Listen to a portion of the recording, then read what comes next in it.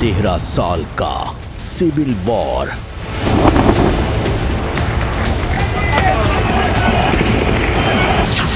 पांच लाख से ज्यादा मौत,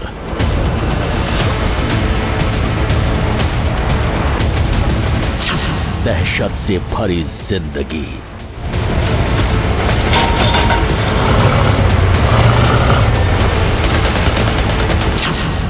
ये उस सीरिया की कहानी है जिसकी कमान अब इस्लामी हुड हयात तहरीर अल शाम के नेतृत्व वाले विद्रोहियों के हाथ में है।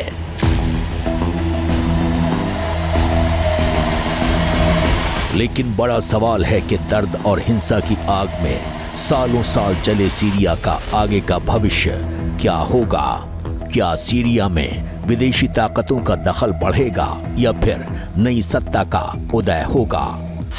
अब आने वाले वक्त में सीरिया में किस तरह की सरकार बनती है या नहीं भी बनती, क्योंकि जिन्होंने ये तख्ता पलट करा है वो 6-7 अलग अलग ग्रुप हैं और सबसे बड़ा ग्रुप उनमें कट्टर इस्लामी है जो कि एक ज़माने में अलकायदा का स्पिन ऑफ है।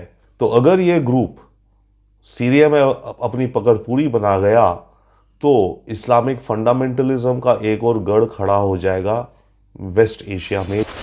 जानकारों की माने तो बशर अल असद का भागना और सीरिया तख्ता पलट का होना रूस के लिए किसी बड़े झटके से कम नहीं है, क्योंकि पश्चिमी एशिया में सीरिया रूस का इकलौता पार्टनर है। लेकिन अब ये दोस्ती खतरे में दिखाई दे रही है।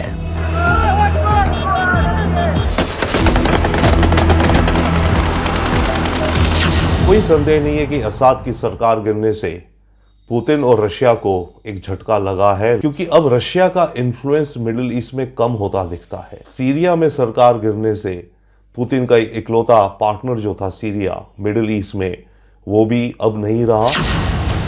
दरअसल अमेरिका सीरिया के तख्ता पलट पर नजर बनाए हुए है। अमेरिका के भावी राष्ट्रपति ट्रंप ने अपने एक्स हैंडल पर कई पोस्ट किए हैं, जिसमें ज्यादातर में वो रूस और ईरान को टारगेट करते नजर आ रहे हैं। ट्रंप ने एक पोस्ट में लिखा, रूस और ईरान इस समय कमजोर स्थिति में हैं। एक यूक्रेन युद्ध और खराब अर्थव्यवस्था के कारण कमजोर है, दूसरा गाजा और लेबनान में इजराइल की सफलता के कारण।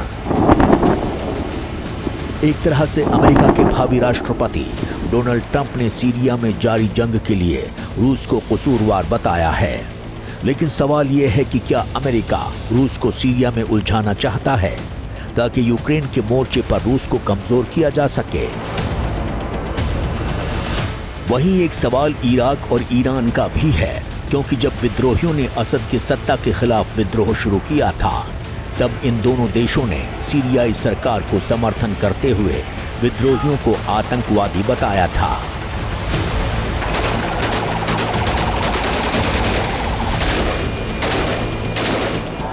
और अब जब सीरिया में तख्ता पलट हो गया है, ऐसे में सीरिया की नई सत्ता का रुख इन दोनों देशों के साथ किस तरह का होगा, इस पर भी पूरी दुनिया की निगाहें टिकी हैं।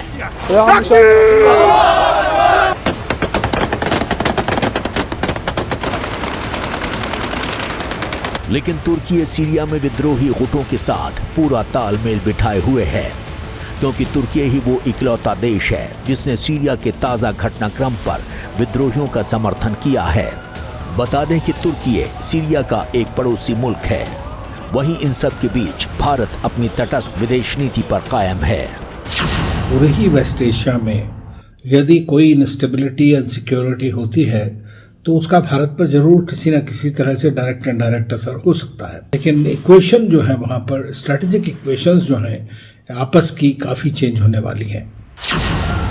इस वक्त मिडिल ईस्ट से लेकर पश्चिमी एशिया तक हलचल बढ़ी हुई है। दुनिया एक के बाद एक कई देशों में हुआ तख्ता पलट देख चुकी है। ऐसे में कोई भी गलत कदम इस लड़ाई को महायुद्ध में बदल सकता है। For exclusive and insightful videos, subscribe to our new channel ABP Live Premium.